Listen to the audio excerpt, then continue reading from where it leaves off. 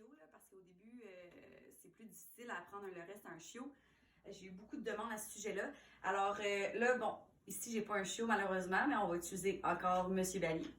Alors, on y va par petites tranches au début et c'est vraiment plus facile d'apprendre à notre chien de rester quand il est couché pour commencer.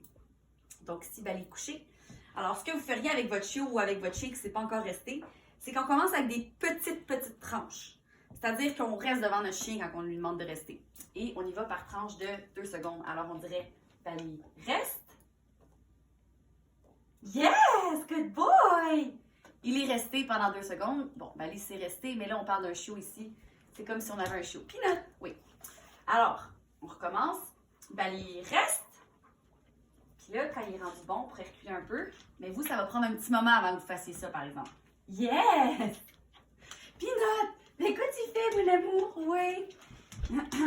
Peanut, d'ailleurs, ne s'est pas restée, mais elle a 12 ans, alors je pense pas que je vais commencer à lui apprendre aujourd'hui à rester. Hein, ma Peanut? Bali reste. On fait juste rester là, dans le fond. Éventuellement, on va reculer, mais au début, on reste devant notre chien. Et puis, avant qu'il se lève, c'est important de dire le yes et de récompenser. Yes, good boy! En général, là, en dedans d'une demi-heure de pratique, c'est peut-être trop pour un chiot, mais on va réussir à avoir un reste de peut-être 10 à 15 secondes pour commencer. Jusqu'à ce qu'on puisse reculer, laisser notre chien là. Et puis ensuite de tout, ce qu'on fait, c'est qu'on lui apprend le reste d'un assis quand le reste du coucher est bien acquis. Alors éventuellement, ce qu'on va pouvoir faire, Bali reste. On pourrait marcher alentour de notre chien, on pourrait juste s'en aller. Je vais m'en aller.